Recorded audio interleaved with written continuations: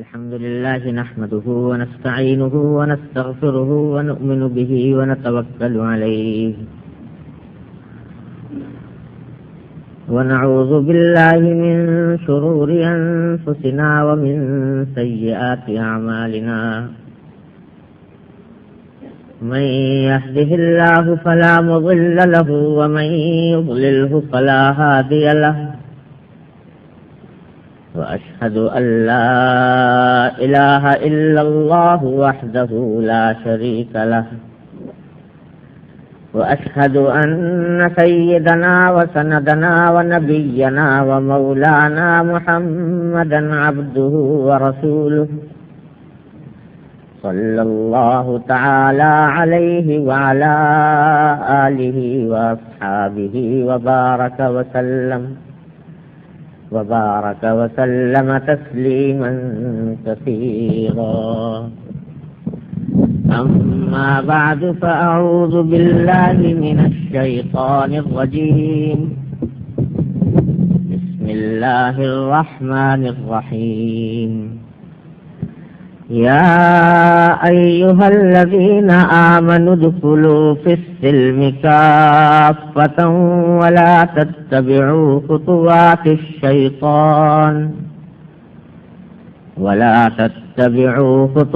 الشيطان إنه لكم عدو مبين.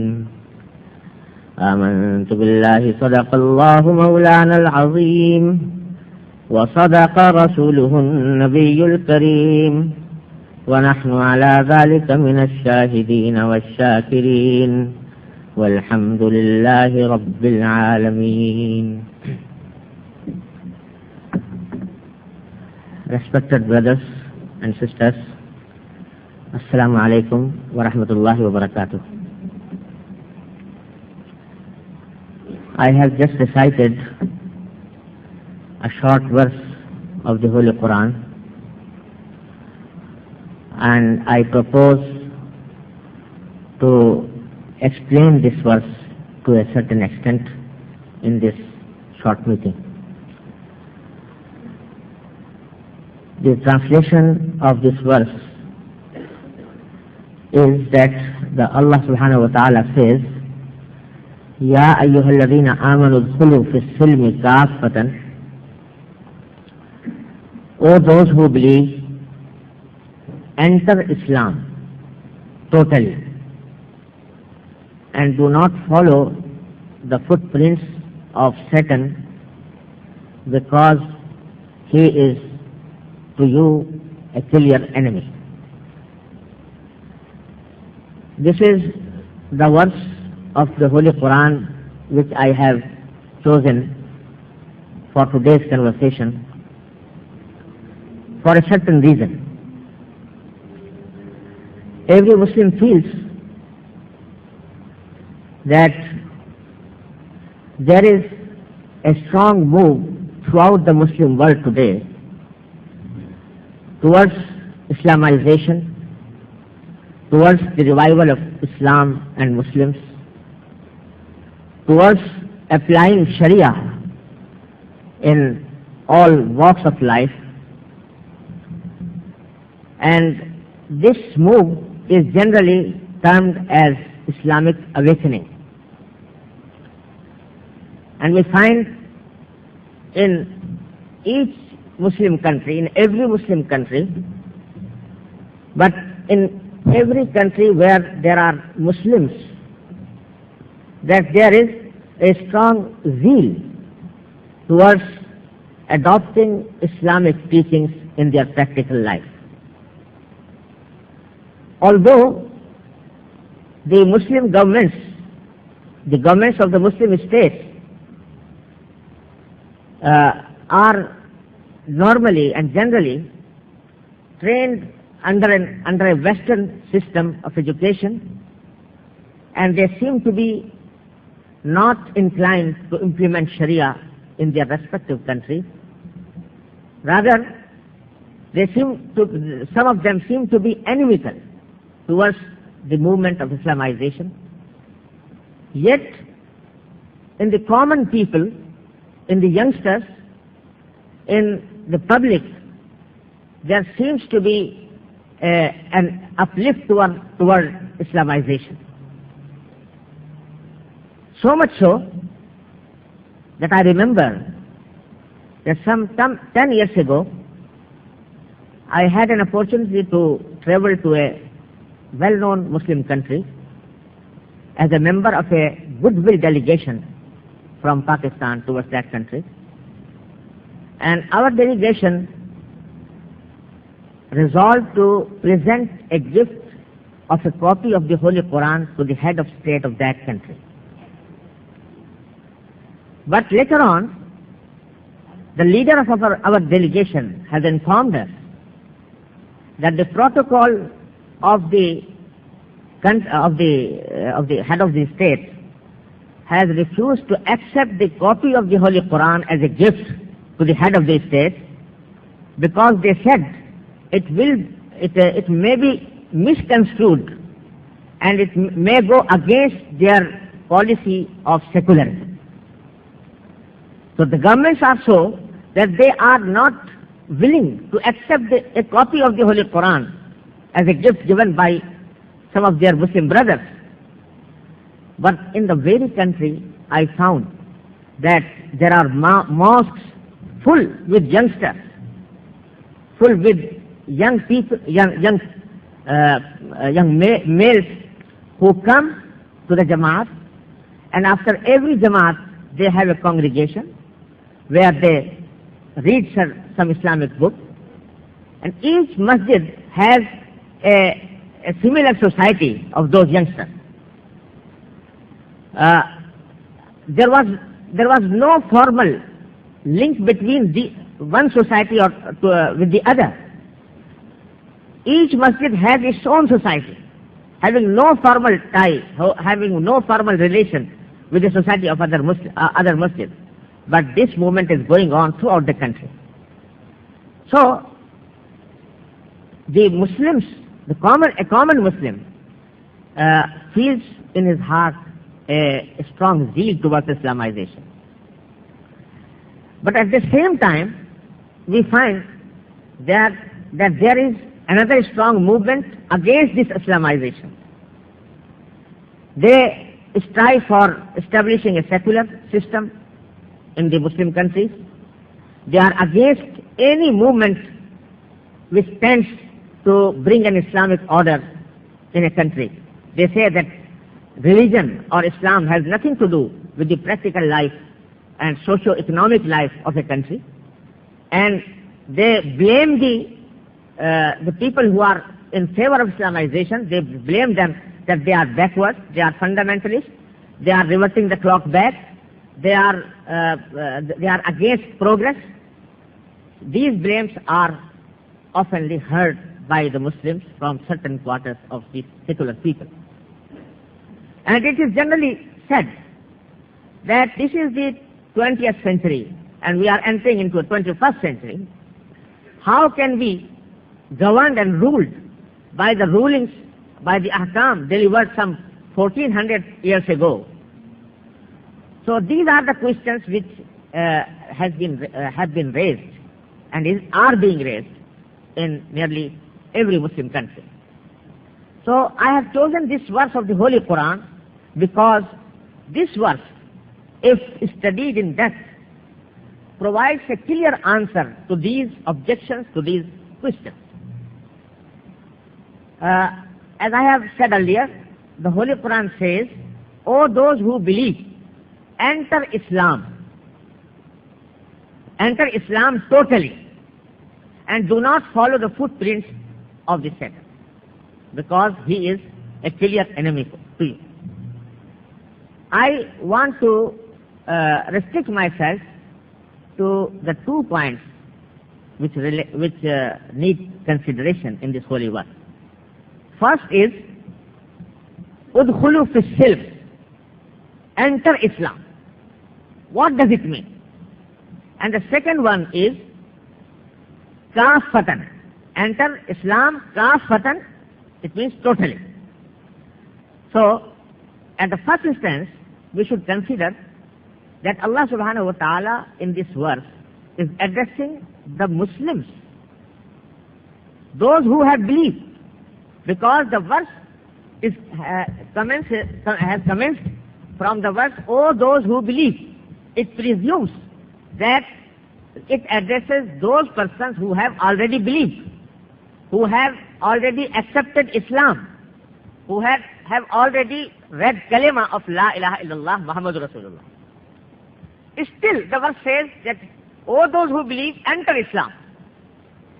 So this indicates that only recitation of kalima of La ilaha illallah Muhammadur Rasulullah, or only declaring oneself as Muslim, is not enough unless one enter Islam.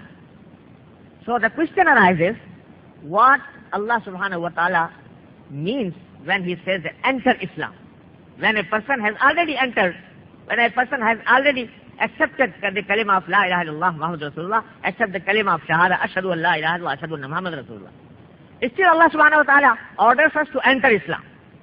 It means that entering Islam is something different, something more than accepting Iman and reciting the kalima of La ilaha illallah Muhammadur Rasulullah. So what does Islam actually mean?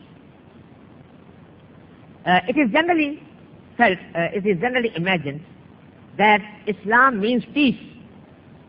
It is not lexically correct translation of the word of Islam, although the root admits to this meaning also, but the original meaning of the word Islam is submission, total submission.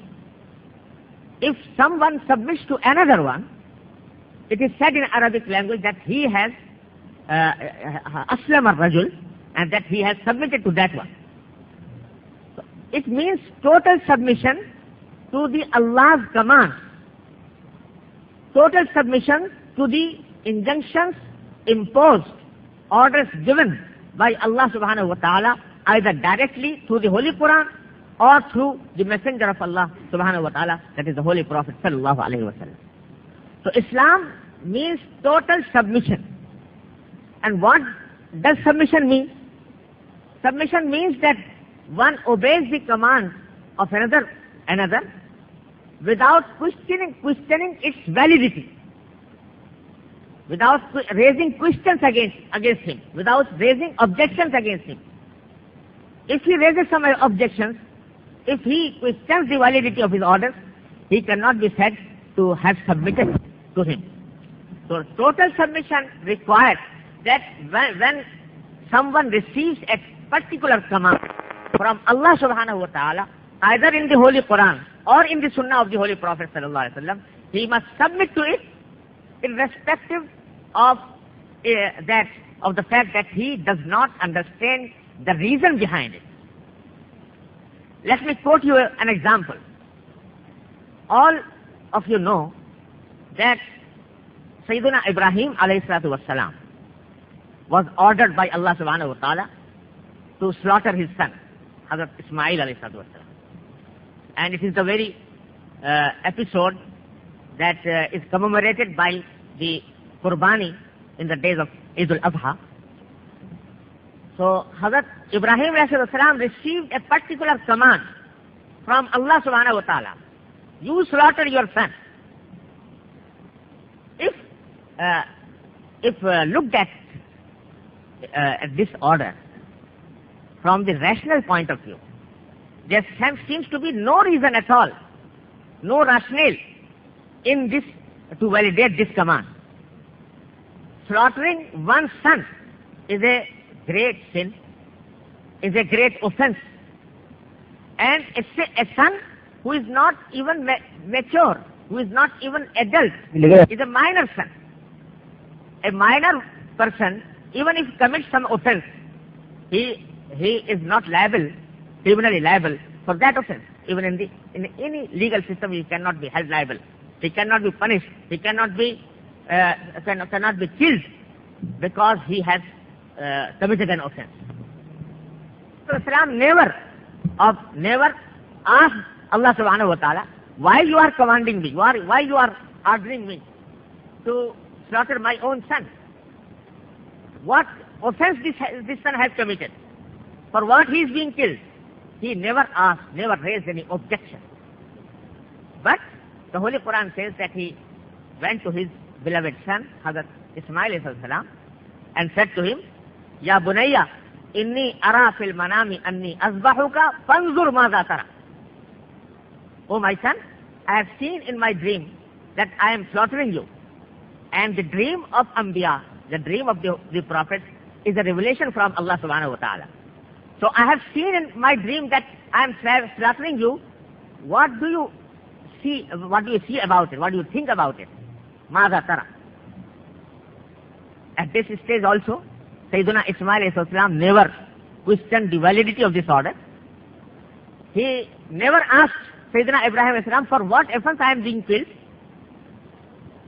But the answer given by Sayyidina Ismail alayhi salam was, Ya abati fa'al ma tu'mar. Oh my father, carry on to obey the order of Allah subhanahu wa ta'ala. Satajiduni insha'Allah min as-sabirin. You will find me patient. I'll never make a hue and cry. I will never protest against this order. You please carry on obeying the order of Allah subhanahu wa ta'ala and slaughter me. So when both the father and the son were ready to obey the command of Allah subhanahu wa ta'ala, Sayyidina Ibrahim alayhi salam made his son lie on the ground and started slaughtering him. This episode has been mentioned in the Holy Quran, and at that stage Holy Quran says, Falamma aslama. Falamma aslama. This word can be translated in two ways. Falamma aslama, when they submitted themselves to Allah's command. And you can put it another way. In another way, you can say that the word means that when they entered Islam, when they submitted themselves to Allah subhanahu wa ta'ala, when they entered Islam. So when this word used here in this verse, فَلَمَّا أَسْلَمَا وَتَلَّهُ لِلْجَبِينِ, when this word used in here is compared with the word used in the verse I have just recited, Ya ayyuhalladhina amanu udkhulu bis-silm kafatan, the meaning becomes clear that the verse requires us to submit to Allah's command without questioning it, without testing it on our so-called reason, so-called rationale. If one submits to Allah's command in this manner, he is said to enter Islam completely. Otherwise, he cannot claim to enter Islam. He can be a mu'min, cannot be held a kafir, but he cannot be held as he has entered Islam fully or totally. So the question arises that it means that the Holy Quran or Islam renders one's reason as useless, because it prohibits or forbids using the reason while in the matters of life, on the matters of practical life. But this is not the case. One should fully understand the philosophy behind this command, that Ya ayyuhalladhina amanu udkhulu fis-silmi kaffa. In order to explain this philosophy, I would draw your attention to the fact that Allah subhanahu wa ta'ala has sent human insan here in this world, and he has to live in this world. And in order to live in this world peacefully, in order to fulfill his needs, he requires knowledge.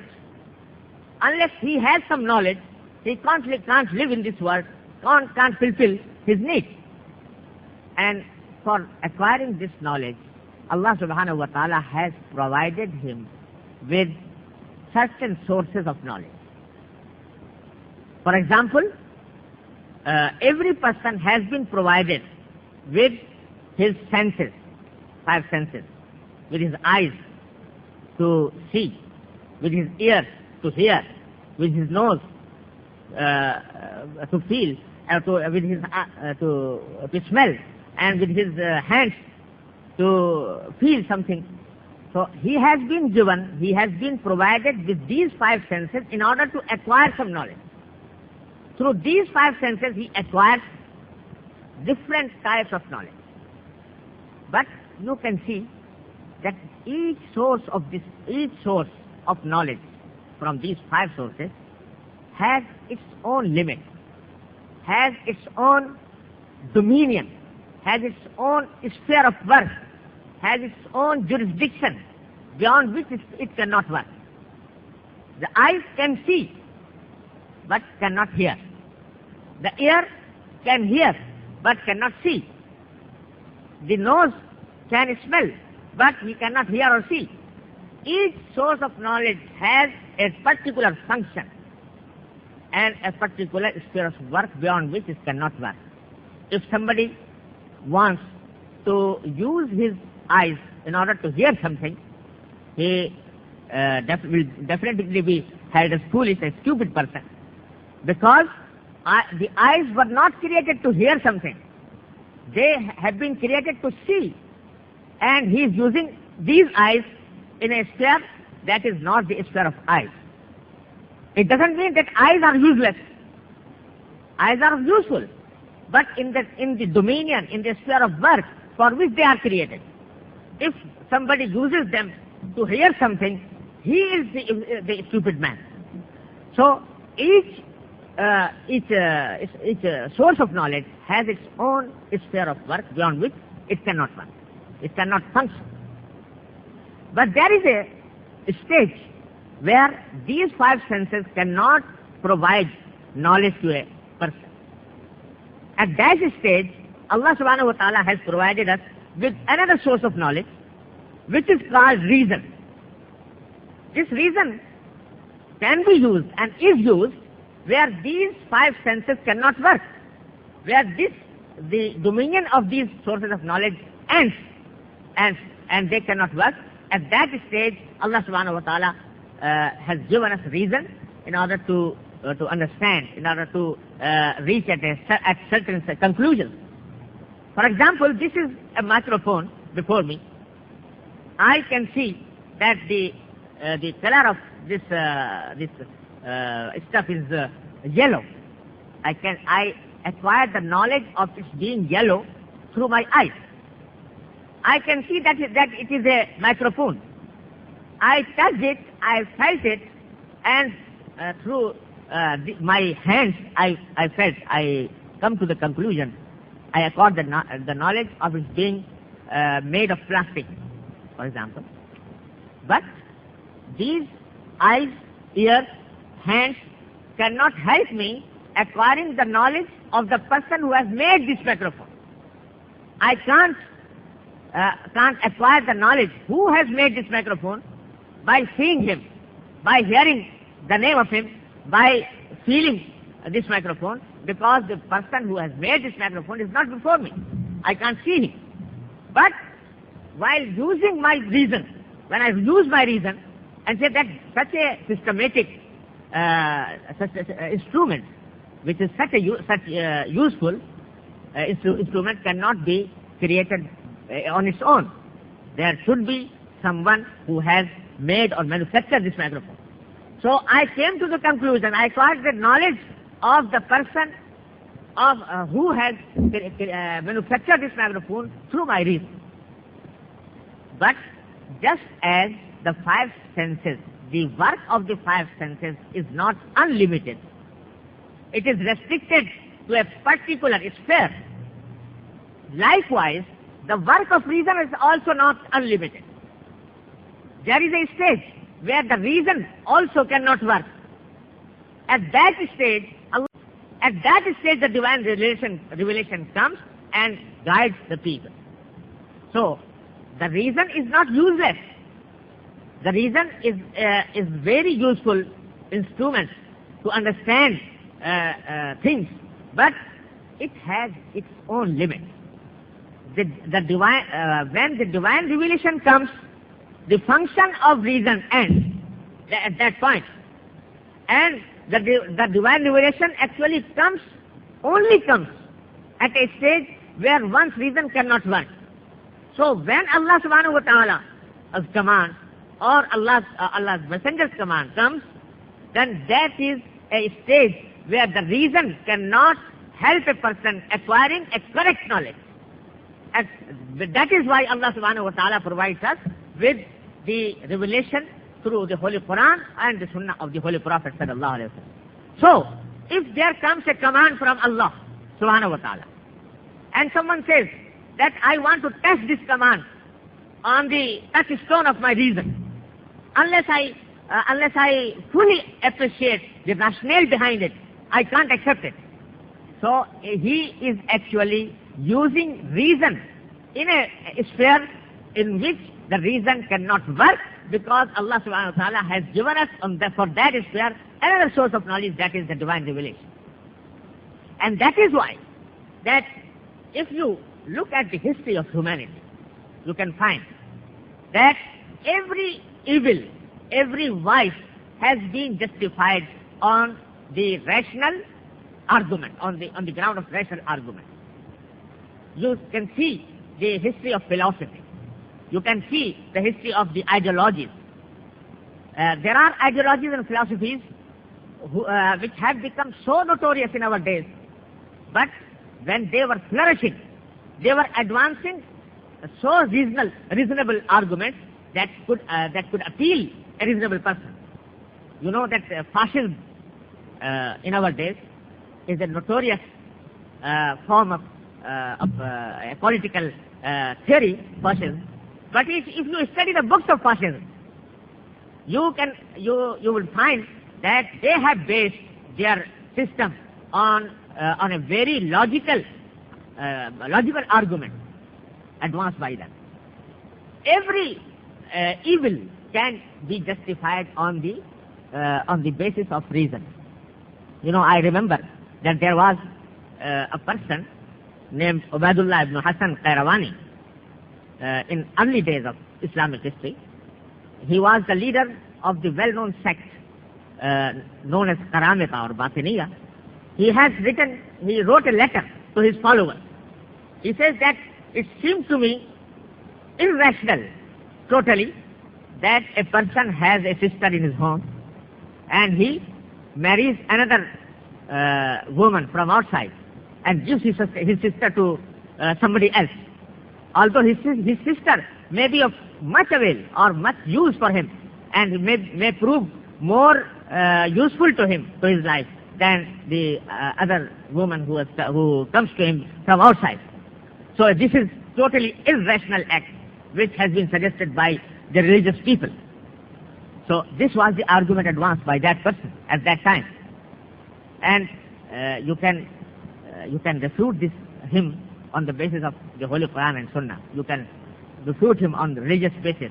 But if you weigh his argument in a pure, rational manner, you can hardly find a pure rational argument against the argument advanced by him. Unless the reason is governed, unless the reason is guided by the divine revelation, this argument of his cannot be refuted on pure rational basis. You know that in our days, the Western societies have allowed adultery, have allowed homosexuality, and what not, on the basis of very reason. They say that there is no... We never found therein any formula to manufacture an atomic and nuclear bomb. We never found in the Holy Quran a scientific formula. We never found in the Holy Quran any scientific theory or a scientific fact mentioned in order to guide us in our practical life of today. So how do you claim that the Holy Quran and the Sunnah of the Holy Prophet ﷺ are guide us in every sphere of life? Actually, why did Holy Quran not mention these formulas? Why did the Sunnah of the Holy Prophet ﷺ did not mention these formulas of science and technology? The answer is obvious in light of what I have stated before, that the science and technology was in the sphere of reason, was in the dominion of reason and senses. So it was needless to provide scientific formulas through divine revelation, because the human reason, human senses can lead the humanity to progress towards science and technology. The need actually was to provide guidance in a sphere which one's reason and senses could not provide him with accurate guidance. Therefore, Allah subhanahu wa ta'ala has given us commands about the aqaid, about the ibadat, about the muamalat, muasharat and akhlaq. But the matter of science and technology has been left to the reason, to the human reason, to the human senses. Whoever exercises his efforts, whoever exercises his senses and experience and reason, he can can have achievements in that sphere. But the messengers of Allah subhanahu wa ta'ala actually come to indicate the points in which a human reason can make mistakes, can go to misguidance. So Allah subhanahu wa ta'ala, through his commands, through his verses and through the sunnah of his Prophet sallallahu alaihi wasallam, provides with guidance in those spheres only. So, if this point is clear, that the revelation of Allah, the divine revelation, only comes where the reason only cannot work, then the result is obvious. That when the command of Allah subhanahu wa ta'ala or the command of the messenger of Allah subhanahu wa ta'ala comes in express terms, then there is no option left for a Muslim to obey or disobey them, or to test those commands on his so-called reason. Allama ibn Khaldun rahimahullah, who is a well-known scholar of Islamic history and Islamic philosophy, he says that reason is, he said in his muqaddimah, that the human reason is very useful instrument to reach to a correct conclusion. But so far as it is used in its limits, if the reason crosses those limits, the answer given by that reason will be mistaken, will be wrong. He says that there is a scale, a small scale, which is manufactured for weighing the gold and silver, for example. A scale manufactured for weighing gold and silver. It has been created for that purpose only. If one wants to weigh the mountains in that small scale, the scale will be broken. It cannot work. Not because the scale was useless, but because the person who used it actually transgressed the limits of its function and its purpose of creation. So, Ibn Khaldun says that whenever a person uses his reason against the commandments of Allah subhanahu wa ta'ala, or against the commandment of his messenger, he is actually transgressing these limits. So, when Sayyidina Ibrahim alayhi salam received the command of Allah, he never tested that command on the scale of his reason. He says, he went on obeying that command. That is why Allah subhanahu wa ta'ala says, وَمَا كَانَ لِمُؤْمِنٍ وَلَا مُؤْمِنَةٍ إِذَا قَضَى اللَّهُ وَرَسُولُهُ أَمْرًا أَنْ يَكُونَ لَهُمُ الْخِيَرَةُ مِنْ أَمْرِهِ. When Allah or his messenger decides for a moment, male or female, something, there is no option left for that moment, male or female. The only option is to obey that command. No matter whether that command appears to be to him to be rational or irrational, he must obey that, because that is not the sphere of his reason. So this is the actual meaning of Islam: total submission. Udkhulu fi silm, enter Islam and submit yourself to Allah subhanahu wa ta'ala. So the misconception which we find today in some quarters is that when it is said that Allah subhanahu wa ta'ala has forbidden such and such things, has made them prohibited. They say, why? What is the rationale behind it? It means that they claim that unless they are convinced that this command is rational, they would not obey that command. This is not an Islamic behavior, according to this holy verse of the Holy Quran. No doubt that there is a rationale behind each and every commandment of Allah subhanahu wa ta'ala, behind each and every commandment of the Messenger of Allah subhanahu wa ta'ala. But it is not necessary that we can understand it fully. There may be some rationale, there may be some reason, but we can't understand because it is outside the sphere of our reason. So the meaning of Islam is total submission. This is the first point that this verse makes. The second point towards which I wanted to draw your kind attention is the verse kafatan, totally. That this submission to the commands of Allah and to the commands of His Messenger must be total submission. It should not be partial one.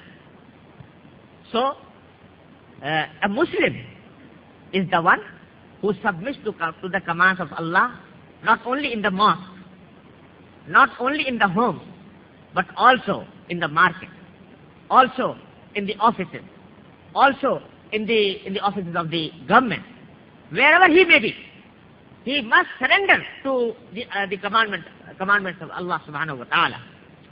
So this is another point that we sometimes neglect, and it is generally held, at least in practice, that Islam has been confined to these 5 types of worship only: namaz, roza, hajj, zakat. That's all. The Islam has been confined to these worships, to these ibadat only. One cannot refuse the importance of these ibadat. These ibadat are actually the pillars of Islam. But the point is that Islam is not restricted to them. Islamic teachings or Islamic commands are divided into 5 broad heads. One is ibadat, the second is muamalat, the third is muashara, the fourth is akhlaq, and the fifth is aqaid. So, in our normal practice, we lay much stress on ibadat. Alhamdulillah, that is quite well. But we forget at the same time that Islamic teachings are not confined to these ibadat only. So much so that if you open a book of fiqh, Islamic fiqh, for example, Hidayah. Hidayah is a well-known book of Islamic jurisprudence, Islamic fiqh. If you open that book, you will find that it consists of 4 volumes. It is only one volume that is devoted for the ibadah. All the 3 volumes relate to the muamalat, to the muashara, to the ahkam of purchase and sale, to the ahkam of shirka, to the ahkam of partnership. It means that the 3/4 of Islam is muamalat and muashara. 1/4 is ibadat, 3/4 is muamalat and muashara and akhlaq. But it is very sad that we, as the Muslims of today, have totally forgotten the fact that Islam is not restricted to ibadat only. One is found to be very strict to salah. He performs 5 times prayers in masjid regularly, in the Safi Awwal. But when he goes to the market, he transacts, he enters into the transactions which are not halal, which are as forbidden as wine, which are as prohibited as pork. But still, he does not pay any heed to those ahkam of Islam. So this is partial submission, this is not total submission. Allah wants us in this holy verse that we submit totally to Allah subhanahu wa ta'ala. So, I can add one thing more, that there are two hukuk, two types of hukuk for which a Muslim is liable. Hukukullah and hukukul ibad. Hukukullah are performed through these ibadat, namaz, roza, zakat, hajj, of human beings, the rights of human beings. And Allah subhanahu wa ta'ala has laid so much stress over hukukul ibad that if someone violates a haqq of Allah, for example, he can be forgiven after he makes a tawbah, pure tawbah. Even if somebody has taken wine, for example, he committed a very major sin.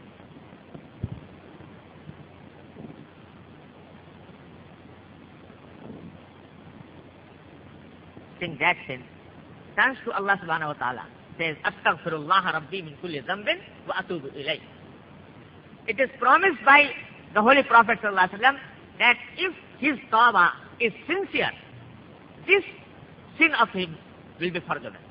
Not only forgiven, but it will be omitted from his book of A'mal. But the hukukul ibad are such that if somebody has violated the haqq of a certain Muslim or a kafir, a human being, and then he turns to Allah subhanahu wa ta'ala, he says, Astaghfirullah Rabbi min kulli dhanbin wa atubu ilayh, he cannot be forgiven by merely making tawbah, unless he pays the right to the rightful person, or seeks the forgiveness from that person whose right he has violated. So unless he does so, he cannot be forgiven. It means that the hukukul ibad are more important practically. Allah subhanahu wa ta'ala has given them more importance than his own rights. So much so that there is a hadith, well-known hadith. Hazrat sallallahu alaihi wasallam has said that at the day of Qiyamah, there will be, he said that he asked the companions sitting around him, asked the Sahaba, do you know who is the muflis? Muflis means bankrupt. Who is the bankrupt person? The Sahaba answered that we understand that the bankrupt person is the one who has neither dirham nor dinar. He has no money. That is the person who is bankrupt. Rasulullah sallallahu alaihi wasallam answered, no, the actual bankrupt person is the one who came before Allah subhanahu wa ta'ala with a lot of namaz, with a lot of zakah, with a lot of sadaqah, with a lot of hajj and umrah. But when he reached in the presence of Allah subhanahu wa ta'ala, there was a crowd of persons claiming their rights against him. One said that he has taken my money. One says that he has deceived me. A crowd of persons claiming their rights against him. And they wanted Allah subhanahu wa ta'ala to set their claims from that person. So Allah subhanahu wa ta'ala will say that in this world there is the money, dirham or dinar are of no avail. The only currency which is prevailing in this world is the virtues, the virtuous deeds. So you can pay them, pay your creditors, pay the persons whose rights you have violated by giving him your good deeds. So Allah Rasulullah says that this will be the matter of setting off their claims, that somebody will go with his namaz, somebody will go with his sadaqah, somebody will go with his umrah, and he will remain empty-handed. Still there will be some persons who claim some rights. They say that we have not been paid.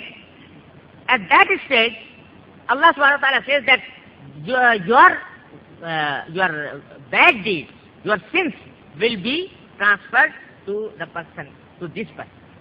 And at that stage, their bad deeds will be transferred to that person, and he had come with a lot of a'mal hasana, with a lot of good deeds.